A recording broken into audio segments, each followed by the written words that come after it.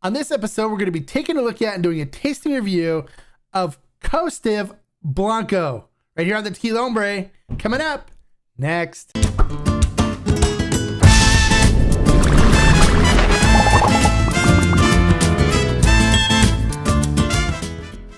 Hello and welcome to this episode of the Tequila Hombre, where today we're going to be taking a look at doing a tasting review of Kostiv Blanco. First, I want to thank you guys if you were able to tune in last night to see Felipe Camarena for our happy hour with the Hombre. It was fantastic. Want to thank you guys for tuning in. If you didn't have a chance to catch it, I'll put a link to it right up here. You guys can check it out. He gave us some great information about how El Pendillo and stuff he does there came about, and talked about some of the stuff that is going to be coming out of El Pendillo in the future. It was really good. Make sure you check that out if you get a chance. All right, let's not waste any more time, though. Let's get into the story about Kostiv Blanco. All right, I normally like to get into the story about a brand because it gives you a little, history and a little understanding of how this brand came about. So this brand is owned by a gentleman named Peter Kostiv. That's why it is named Kostiv. He is from the Ukraine. He was good friends with a master distiller for 10 years, the distiller that makes this. And one day he was gifted this bottle as a gift, and he really enjoyed it. So then he talked to the master distiller and said, "Hey, I like this tequila." He's passionate about Mexico and about tequila. He said, let's bring this to market and let the people enjoy it as well. So they formed a partnership and they came out with the brand. So there you go. I love passionate people that do tequila. I love that it's not a money grab. Nothing worse than people that do money grabs for tequilas, because the tequila typically that they put out, they just try to grab whatever they can for the least amount of money they can, and it's typically not very good. But this one, he says he's passionate, so let's see if that shows in the tequila. All right, so let's not waste any more time. Let's get into how this tequila is made. All right, Kostiv Tequila Blanco is made in NOM 1500, that's 1500. The distillery is Tequilera Las Juntas. It is located in Amatitan, Jalisco, which is in the Valle or the Valle region of Jalisco. The master distiller is Saul Perez Ocampo. He is a multi-generational master distiller. The agave they use are from the lowlands. It is Weber Blue agave, of course. When they harvest the agave, it is then cooked in stone brick ovens, otherwise known as hornos. The extraction of the sugars from the agave fibers is done with a roller mill. And then they ferment the mosto in wooden tanks using open air fermentation. After it is done fermenting, it is then twice distilled in copper pot stills, and is distilled at 40% alcohol by volume, and is then bottled. Now, the lowest price I've been able to find this for is for $39.99.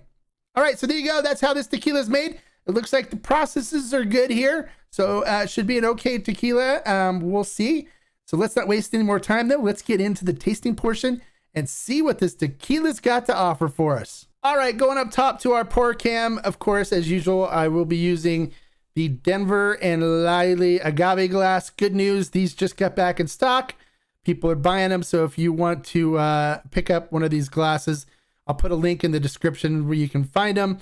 My favorite agave glass so far, I've used a bunch of them, but this one, the notes in both the nose and the tasting come out really well. They spent 2 years researching this glass and developing it, and I love it. It is my favorite. All right, and I don't make any money from the sales of them, so it's not like I'm just telling you about a glass that I found that I really like. Okay, so here we go. We're gonna go ahead and pop the top on this Kostiv Tequila Blanco. We will pour it into the Denver and Liley agave glass. And let's not waste any more time.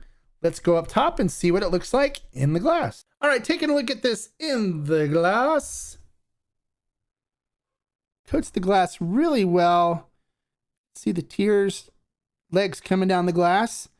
The tequila itself is crystal clear, looks beautiful. All right, let's see what we get on the nose on this.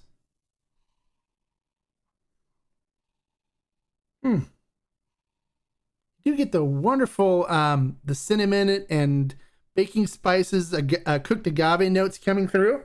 So that's good. Getting a hint of anise coming in.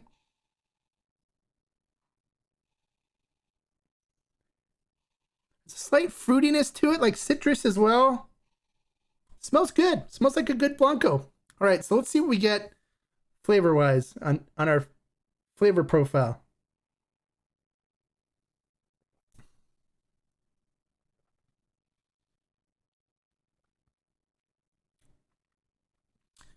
Coats the mouth beautifully.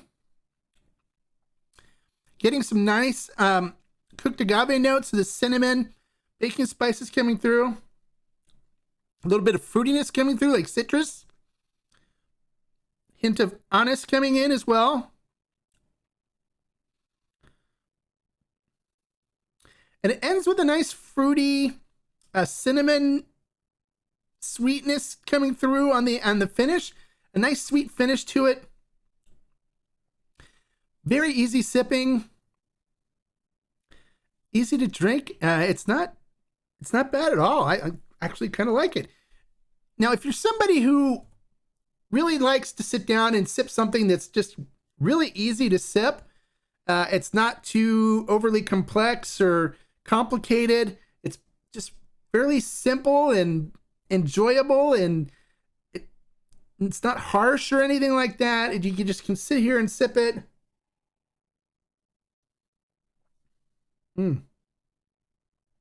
Yeah, cooked agave. A little of the bitterness from the anise, like black licorice.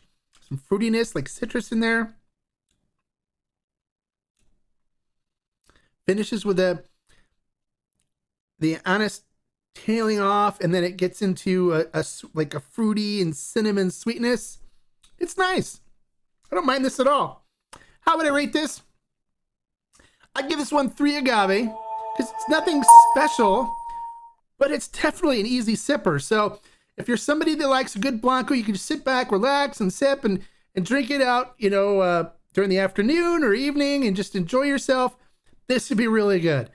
For shots, this would be super easy for shots. You wouldn't need lime or salt for it. I don't usually recommend doing shots, but if you're a shot kind of person, this would be great. If you're a sipper and you normally put ice in it to mellow it out, you won't need ice for this. It's very easy to drink, super easy. I recommend picking up a bottle. It's $39.99 price. Sure, it's fine. It's not, it's not going to compete with G4 or any brands like that.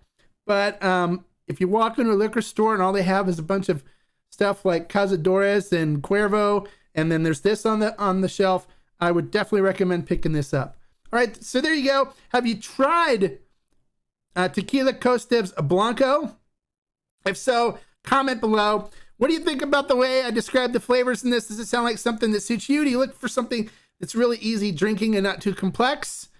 If you like the information I shared, make sure you click the like button. And more importantly, don't forget to subscribe, because when you subscribe, you get notifications when we're posting videos and stuff. And we have some really great live feeds coming up. On Monday coming up, we were going to be doing a live feed with Jake Lustig from Art Nam Selección. So you guys can hear about how that was made. And then we also have on Monday a Q&A. Sorry, Wednesday is the happy hour with the Hombre with Jake Lustig. Monday I'm going to do a Q&A where you guys can tune in and ask questions. We could talk tequila and have a good time. It'll be fun. I look forward to seeing you guys on those. So make sure you subscribe so you get the notification of when we do go live, as well as when we post new videos. Well, that's all I've got for you today, guys. Until next time, like I always say, life is too short to drink bad tequila, so Kostiv isn't bad. Salud.